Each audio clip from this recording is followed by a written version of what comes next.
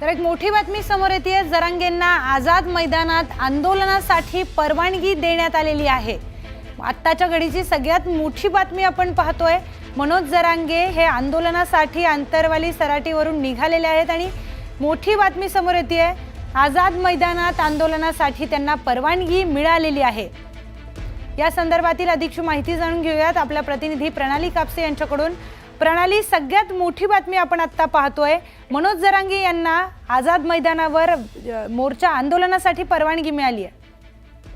अत्यंत मोठी आणि महत्त्वाची ही बातमी म्हणावी लागेल, कारण मनोज जरांगे पाटील हे आजच आंतरवाली सराटीवरून आंदोलनासाठी निघालेले आहेत आणि दुसरीकडे त्यांना परवानगी मिळत नव्हती। त्यावरून मोठं एक राजकारण सुद्धा होताना आपण बघायला मिळाले। आरोप प्रत्यारोप झाले आणि आता नेमकं काय होणार असा प्रश्न उपस्थित झालेला होता।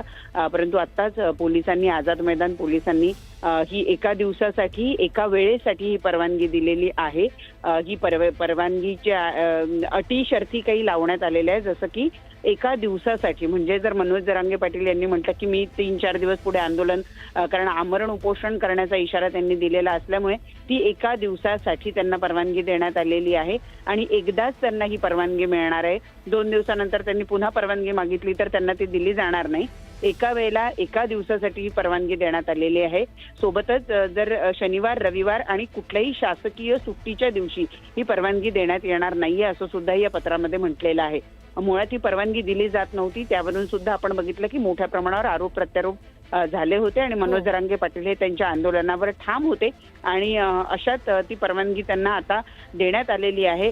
हे एक मोठी गोष्ट म्हणावी लागेल। एका दिवसासाठी, एका वेळेसाठी मनोज जरांगे पाटील यांना मराठा समाजासाठी ते जे आंदोलन करतायत त्या आंदोलनाची परवानगी देण्यात आलेली आहे आणि तसं आशयाचं पत्र हे न्यूज 18 लोकमतच्या हाती लागलेलं आपण पाहतो आहोत। प्रणाली, मोठी बातमी ही समोर येते। एक दिवसाचा आंदोलनाची परवानगी ही मनोज जरांगे यांना देण्यात आलेली आहे। याचे काय पडसाद उमटू शकतात, कारण की गणेशोत्सव देखील आजपासून सुरू झालाय।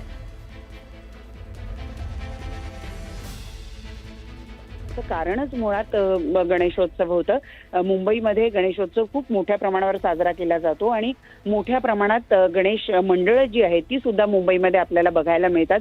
असे VIP मुवमेंट असलेले किंवा जिथे मोठ्या प्रमाणावर महाराष्ट्रातले, मुंबईतले मोठमोठाले लोक येतात, असे अनेक मंडळ आहेत आणि त्या मंडळांच्या सुरक्षेच्या दृष्टीने सुद्धा हजारो भाविक ज्या ठिकाणी येतात त्या सुरक्षेच्या दृष्टीने सुद्धा पोलिसांवर एक मोठा ताण असतो। अशात एक मोठं आंदोलन जर मुंबईमध्ये येऊ घातलं, आपल्याला माहिती आहे की मनोज जरांगे पाटील यांचं आंदोलन हे खूप मोठं असतं आणि असं जर आंदोलन मुंबईमध्ये येऊ घातलं असेल तर कायदा सुव्यवस्थेचा एक मोठा प्रश्न निर्माण होऊ शकला असता आणि म्हणूनच मनोज जरांगे पाटील यांना आंदोलन पुढे ढकलण्याची सुद्धा विनंती करण्यात आलेली होती किंवा गणेशोत्सवाच्या काळामध्ये हे आंदोलन दुसऱ्या कुठल्या ठिकाणी करावं, म्हणजे नवी मुंबईचं सिडको मैदान त्यांना सुचवण्यात आलेलं होतं।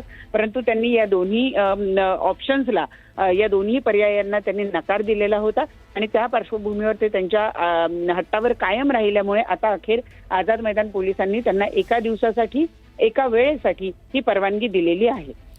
प्रणाली,